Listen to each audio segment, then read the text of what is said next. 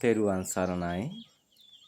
දිනක් අපගේ ශාන්තිනායක අමාමෑණි බුදු පියාණන් වහන්සේත් අපගේ ආනන්ද මහරහතන් වහන්සේත් ගමනක් වඩින වෙලාවේ ආනන්ද මහරහතන් වහන්සේ විමසනවා, ස්වාමීනි භාග්‍යවතුන් වහන්සේ, මේ බුද්ධ ශාසනය හරි අඩක්ම පවතින්නේ, බුද්ධ ශාසනය පවතින්නේ හරි අඩක්ම කල්යාණ මිත්‍රයන්ගෙන් කියලා.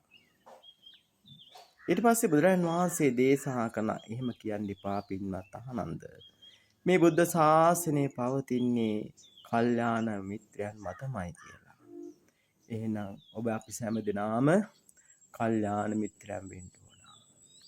කිසිම කෙනෙකුට හිංසා, ભેද, වෛර, ක්‍රෝධ කරන්න එපා. අපි කල්යාණ මිත්‍රයන් වෙන්න ඕන. ඉතින් මමත් බලාපොරොත්තු වෙනවා මේ ලක්වාසී සෑම දෙනාම අපි එක්වාගේ කල්යාණ මිත්‍රයෝ වෙමු. එකිනෙකා ආදරය කරමු, කරුණාව දක්වමු.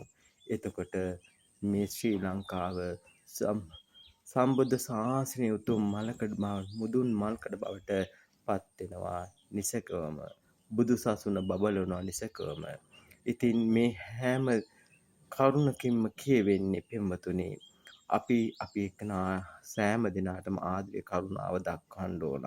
කල්යාණ මිත්‍රයන් වෙන්න ඕන. අපි සෑම දිනාටම එකිනෙකා අපි කල්යාණ මිත්‍රයන් බවට පත් වෙමු. ඒ තමයි අපි සසරේ පුරුද්ද.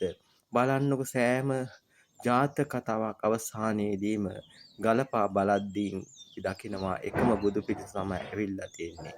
ඒ වාගේ අපි මේ සසර ගමන කෙලවර කරගන්න මෛත්‍රී බුදුරජාණන් වහන්සේ හමුවට, ඒ හමුවේදීවත් නිවන් අවබෝධ කරන කල්යාණ මිත්‍රයන් වී එකට වැඩ කරමු.